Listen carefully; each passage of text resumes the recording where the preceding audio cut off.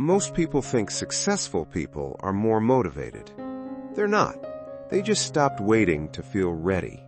And that small difference, quietly, changes everything. Ethan Cole used to believe his life would begin someday. Someday when he felt confident enough. Someday when his mind became clearer.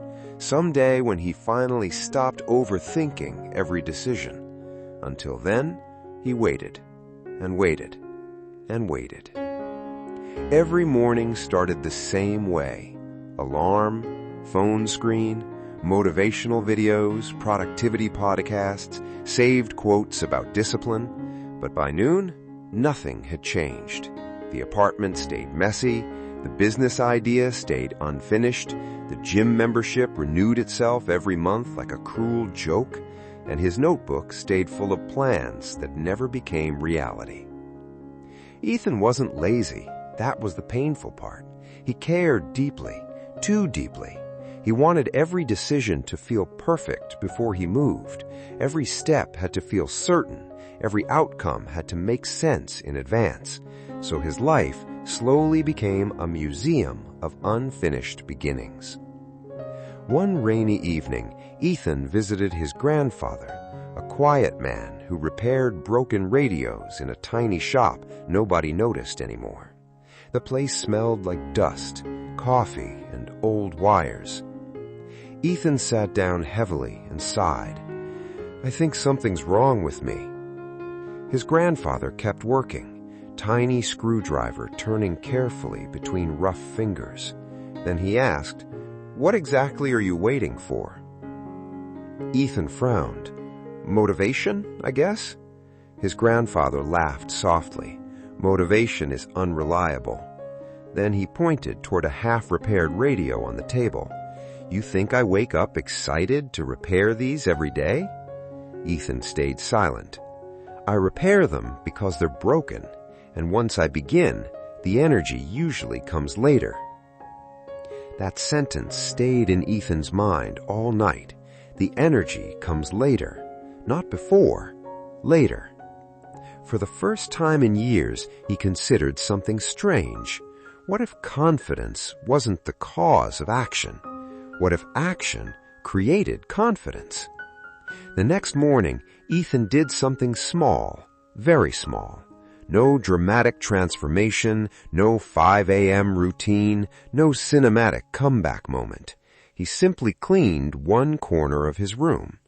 That was it. 10 minutes, but afterward, something felt different. His mind felt quieter, not happy, not inspired, just less heavy. So the next day, he repeated it. A short walk, one email answered, one unfinished task completed, one uncomfortable phone call made without overthinking it for 3 hours first. Tiny actions, tiny proof, and slowly his brain began trusting him again. That's when Ethan discovered pragmatism, not in a classroom, not from a philosopher, but through experience. Pragmatism is simple. If something improves your life in reality, it matters more than endless theories about it. Not perfect ideas, not beautiful plans, results, movement, truth tested through action. Ethan realized most people were trapped in mental theater, thinking instead of living, researching instead of starting, planning instead of becoming. Modern life rewards endless consumption. Watch another video, save another quote, wait for another burst of inspiration. But pragmatism asks a harder question. What actually works? Not emotionally, not aesthetically, practically. Does your habit improve your life? Does your environment make you calmer? Does your routine make your future easier? Does this thought help you act or just keep you stuck? For the first time, Ethan stopped trying to feel like a different person.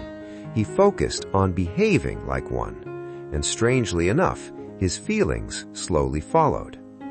Months passed. Nothing about his transformation looked viral. No overnight success, no millionaire ending. But his apartment became cleaner. His body became stronger. His work became more consistent, his mind became less chaotic, and people began asking him the same question: how did you become so disciplined? Ethan almost laughed every time because the truth was far less glamorous.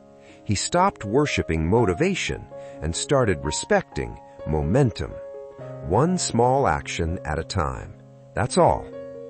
Pragmatism taught him something modern culture rarely admits. Your life changes more from repeated, ordinary actions than rare emotional breakthroughs. Not every day will feel meaningful. Not every effort will feel rewarding. But reality responds to action. Even tiny action, especially tiny action. And maybe that's what freedom actually is. Not controlling your emotions perfectly, not becoming fearless, but learning how to move forward even while uncertainty sits beside you. Maybe the reason you feel stuck isn't because you lack potential. Maybe you've been taught to wait for emotions that were never supposed to lead you. Because in the real world, clarity often arrives after movement. Confidence often appears after repetition. And motivation? Sometimes it quietly shows up only after you begin.